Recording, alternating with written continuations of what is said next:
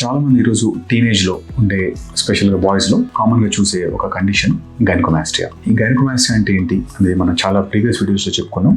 ఇది male boobs అంటారు, లేదంటే మెన్లో ఒక ఫీమేల్ లాగా బ్రెస్ట్ లాగా ఫామ్ అవుతుంది.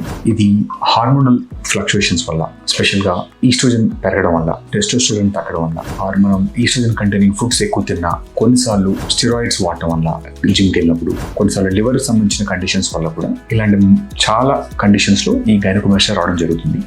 బట్ చాలా వరకు ఈ వచ్చే ప్యూబర్టల్ గైనకోమాస్టియా అంటే యంగ్ బాయ్స్లో వచ్చే దాంట్లో ఇది మోస్ట్లీ హార్మోనల్ ఫ్లక్చుయేషన్లో ఉంటుంది. వీటికి మనం ఇనిషియల్గా మెడికల్ మేనేజ్మెంట్తో ట్రీట్ చేస్తాం. లెట్రజోల్ అని, టమాక్సిఫెన్ అని రకరకాల మెడిసిన్స్ ఉంటాయి. దానికి తగిన పక్షంలో మనం దానిలో చాలాసార్లు మనం సర్జికల్ కరెక్షన్ చేస్తాం. సర్జరీ చేసినప్పుడు చాలా మందికి వచ్చే కామన్ క్వశ్చన్, స్కార్తో చేయొచ్చా, స్కార్ లేకుండా సర్జరీ చేయొచ్చా?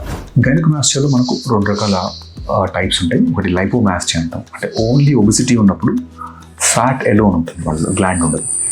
ఓన్లీ ఫ్యాట్ ఉన్నప్పుడు మనం ఈ ప్రొసీజర్ని ఫస్ట్ ఆఫ్ ఆల్ మన లైఫ్ స్టైల్ మెజర్మెంట్స్తోని వెయిట్ తగ్గించినా కూడా కొంతవరకు తగ్గే ఛాన్స్ ఉంటుంది.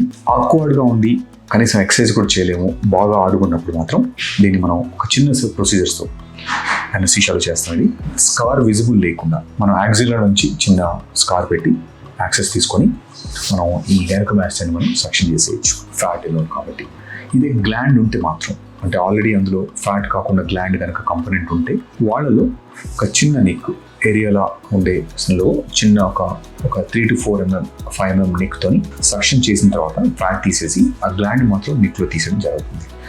సో కంప్లీట్గా స్కార్లెస్ అని చెప్పలేం, కానీ మినిమల్లీ ఇన్వేజివ్, చాలా చిన్న ఇన్సెషన్లోనే బయటికి మనకు విజిబుల్ లేకుండా సర్జరీ చేసినప్పుడు ఎక్కడ మనకు బాడీలో ఎవరైనా చూసినా కూడా మనకు స్కార్ కనపడదు. కాబట్టి ఈ సర్జరీని మీరు సేఫ్గా, ఈ స్కార్ పడుతుందనే భయంతో ఆపుకోకుండా మీరు సేఫ్గా ఈ ప్రొసీజర్ చేయించుకోవచ్చు.